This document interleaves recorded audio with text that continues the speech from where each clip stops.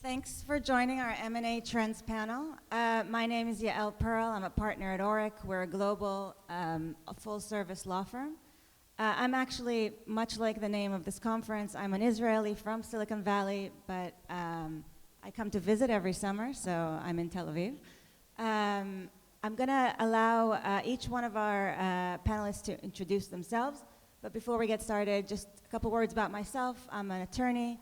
I work with very early to very late stage startups, everything from incorporation through financings to M&A, which we're going to discuss, and IPOs. So turning to Rooly. Hi, my name is Rooly Eliezerov. I founded Gigia that was acquired by SAP, now co-founder of a new startup called OwnID. Hi, I'm Sagi Rothman, CFO of Verbit. Lenchner, CEO at Bright Data. We're one of the leading web data collection companies worldwide.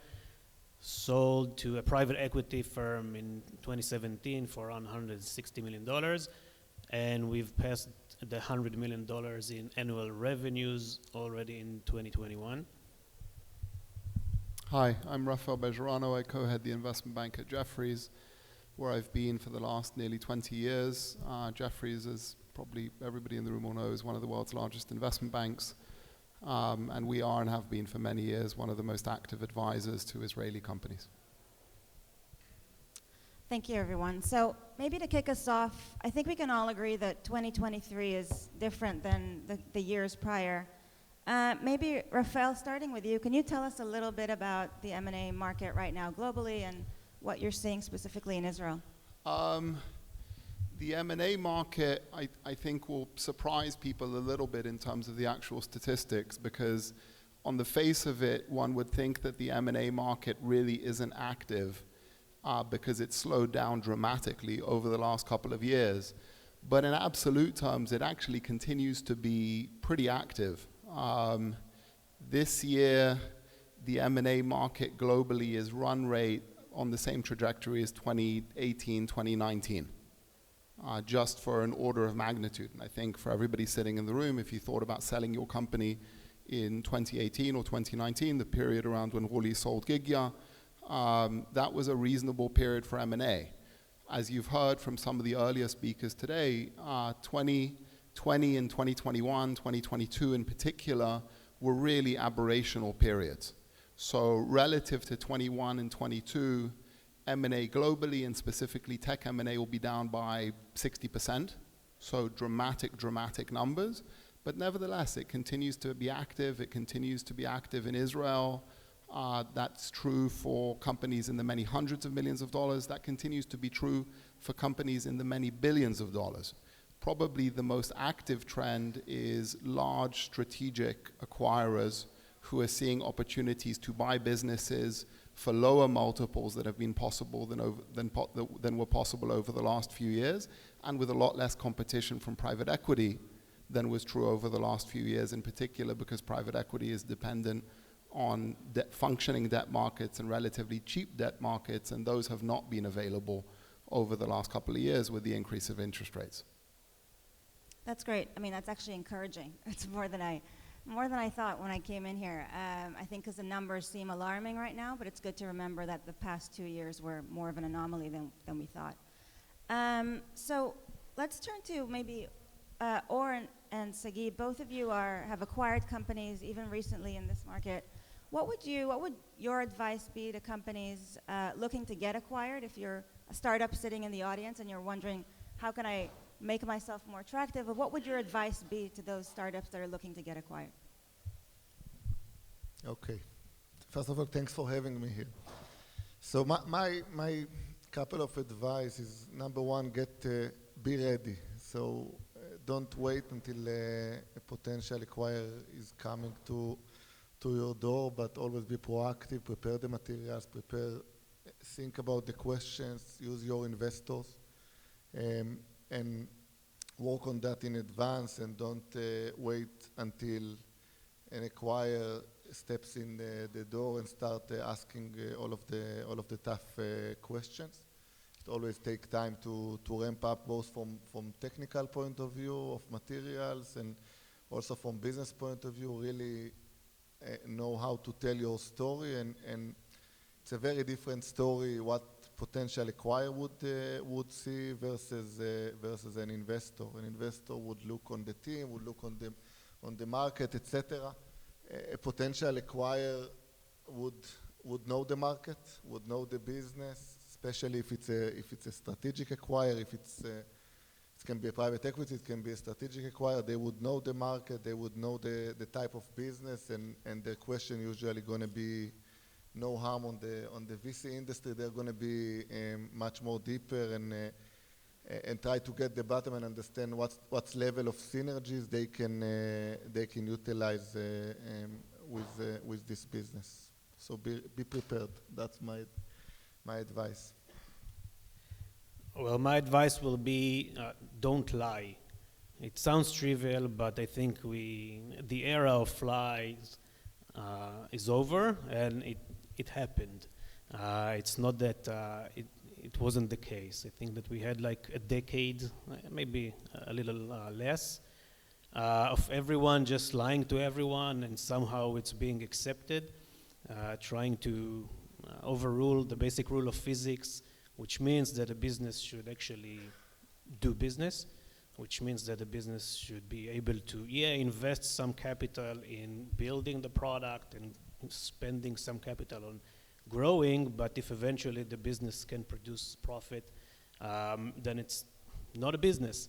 And when you're coming to sell a business, then it should actually be one. I'm talking both from the side of a company that was acquired by a PE, and also as a company that made 4 acquisitions in the last three-ish years.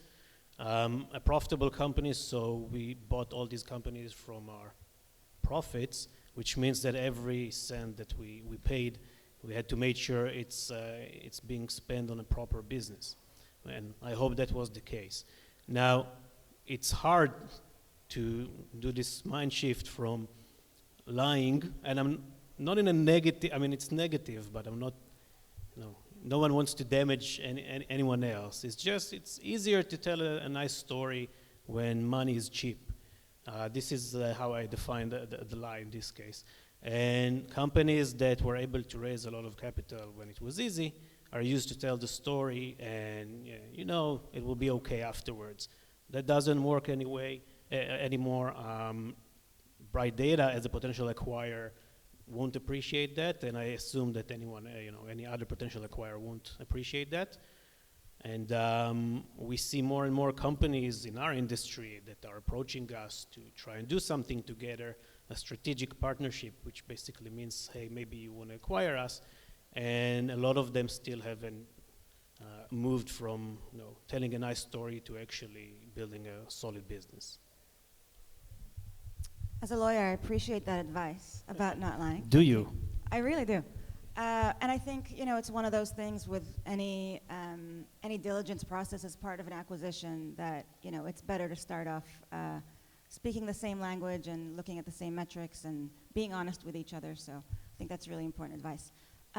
Rooly, kind of the same question for you as well, but from your perspective as a company that's been acquired by a large foreign corporation, what would be your advice to startups who are looking to get acquired? Sure. So first of all, I think that we've gone, it was mentioned a few times already that through a period of time where money was very much available and companies raised a lot of cash on high valuations. And I think the problem with that is that it's very easy to get into the wrong DNA and building a company that is not healthy. And I think one of the things that, mostly, of course, large organizations are the buyer. And young entrepreneurs think that, okay, this company, whether it's Google or SAP or Salesforce, whoever, they're so rich, they have so many billions, it wouldn't matter for them that I burn that much in cash. And you just can't, and first of all, it does. So that's one of the a big factor, and I guess you'd agree with me, for the acquirer is to buy a very healthy and sustainable company that doesn't burn, doesn't hurt their bottom line. So keep that in mind, and it's very hard when you have a lot of cash to try and fill in holes with more money, with more people, and then you build a sick company. So that's the first thing. I think it's great that now valuations are more reasonable. That's one thing. The other thing, the other advice beyond the health is relationship. And I think that people that are coming to tech, many of them are very analytic thinkers, and they think things are, they over appreciate the kind of the analysis part of the acquisition and underestimate the emotional part. Some things like momentum, which is very easy to get broken. I like to give the example of kids that are, the buyers are like kids in the toy store that they see a toy, which happens to be you.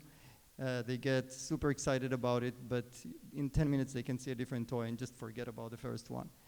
But maybe if I get back to kind of the concept of relationship, then I think building relationship and not just throwing yourself into the market and say that I'm for sale or whatever. Usually, by the way, it should come from a kind of a developed relationship.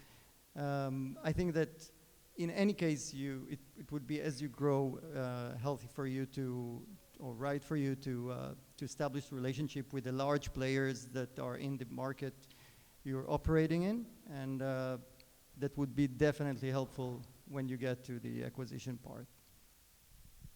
Thank you. So let's go around, I think this time starting with Raphael, talking about what are some of the challenges that you're seeing in an M&A process from your perspective on the banker side, and then we'll go through and hear from all other perspectives as well. I think the single greatest challenge right now is buyers and sellers agreeing on price. There are a lot of companies for sale. There are, by and large, for many of those businesses, buyers and good buyers. For the businesses that are profitable or close to profitable, there are buyers for those businesses, by and large. It's few and far between to find buyers and sellers agreeing on price. And by and large, unsurprisingly, most buyers have adjusted to today's price environment, meaning taking their cue from where public company prices are. And most sellers are clinging on to how they believe their company was valued in 2020 and 2021 or early 2022. Oftentimes that manifested in a funding round or some other event that crystallized the sense of a particular value. And the reality is, for 99% of tech companies in the world, whatever valuation they achieved in 2021 in the COVID period, today they're worth, generally speaking, a fraction of that number. It might be half, it might be a quarter, it might be 1/10, but it's some dramatically lower price to a buyer, for sure, or to an investor, for that matter, whether it's a minority investor, whether it's a public market investor.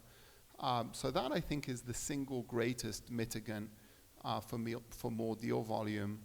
I think the other couple of ingredients are for the private equity buyers, as I mentioned earlier.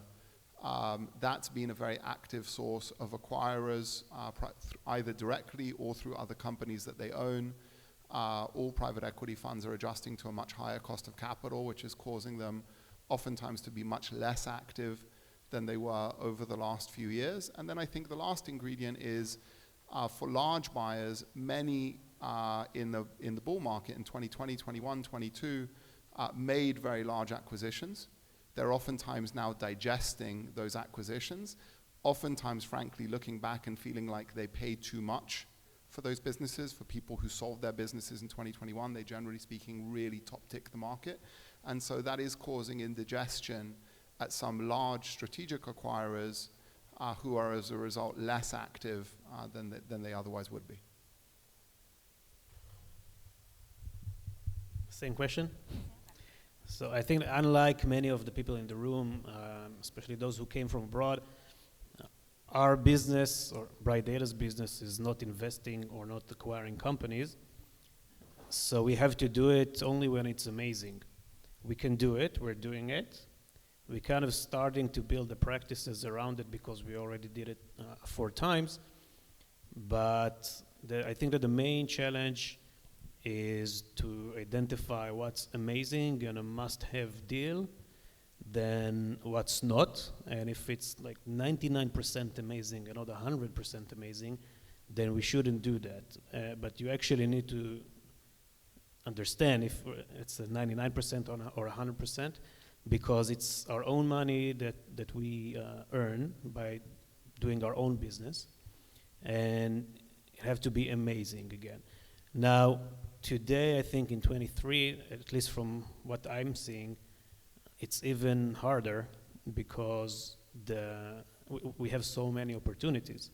A lot of companies from our industry are knocking on our doors, knowing that we can technically acquire them. We have the cash, and then we need to identify what's amazing and what's not, even more than before. That's a challenge that, for us, the only way to overcome is to actually use their product for a while. That's the only way. Due diligence is one thing, but it will never tell the whole story. So from our point of view in Verbit, we acquired 6 companies in the last couple of years, and I think that there is a good understanding in the markets today that interest rate went up, the ability to raise capital is more limited, and also the back to normal after COVID, we call it.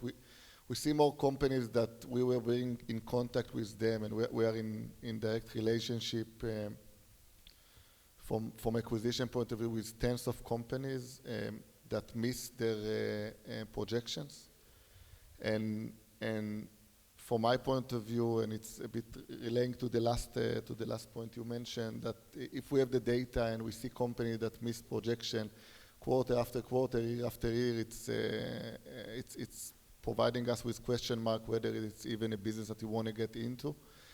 And most of our acquisitions are related to acquiring of customers. We acquire the profitable companies, and we raise the bar. We are looking for opportunities that are more compelling to us, that we think that the synergy, the 1 + 1 really equal 5, that will get us into new market, new opportunities, rather than another company that we can execute on a pure organic way on this journey, because it's clear to everybody that the COVID time won't back from various of reasons, at least not in the coming years, and we really need to choose the place that we believe that the synergetic value for us as a company is high. And after seeing many companies during COVID shooting very high and went dramatically low after it, at least in our industry, it's providing us with the need to be extremely selective and just pick the right places to invest. Okay, I think we're almost out of time, so we want to end on a high note as we started. Quick lightning round, just to ask, what are you, each one of you, if you want to share, what are you optimistic about in this cycle, in this year? And what do you think about generally the growth in Israel? But yeah, go ahead, but briefly. Happy to start. I'm actually quite optimistic, so it's an easy question. Certainly for this panel, which is talking about the M&A environment. I think the M&A environment for the last 12 months has been incredibly difficult. As I mentioned earlier, finding a buyer, finding a seller, agreeing on price, getting a deal done has been incredibly hard. In particular, that's been hard because for 2 reasons. One, interest rates have been going up relentlessly from a very low base, and so you've started essentially at 0 or 1 and gone up to 5. So an increase of 5x in 12 months, and as everybody sitting in the room knows, as interest rates go up, the value of everything goes down. And so if you're a buyer and you see interest rates going up, and not just going up, but going up fast, you're always going to be incented to wait. I think there's a lot more clarity around inflation and interest rates today than there's been at any period in the last 18 months. I think the other thing holding people back has been economic outlook. View of how is there going to be a recession, how deep a recession, how is the consumer going to behave. And I think that also, to the earlier points around being able to make projections, buyers buying into the projections that they see, all those things are becoming clearer. And so my sense is, if you tried to sell your business 6 months ago, you were sort of lucky if you found a single buyer.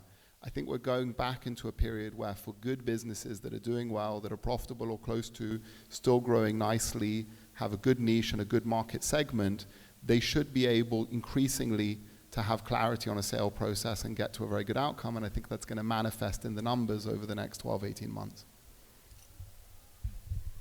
Real quick, and it's pretty similar, just getting back to those simple rule of physics of a business needs to earn money. That's just a healthier industry. It won't be easy, but it will make the industry healthier. Eventually, it will make the companies better.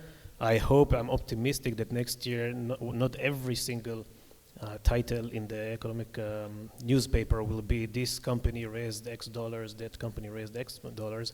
It will be a deeper understanding of the business and what that actually means, especially in business outlets. So I think that what's going on is, the world is healthy.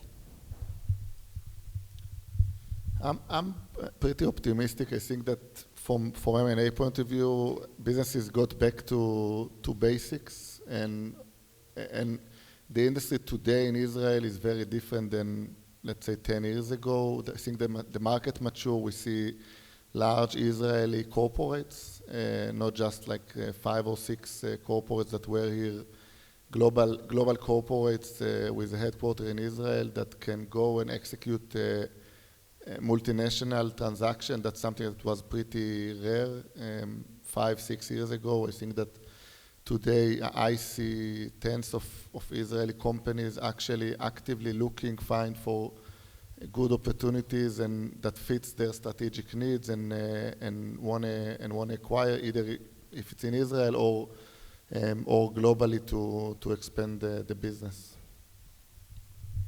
We need to be short, so I will say that I'm very optimistic because I believe in the power of people, and I believe Israel will stay a strong democracy.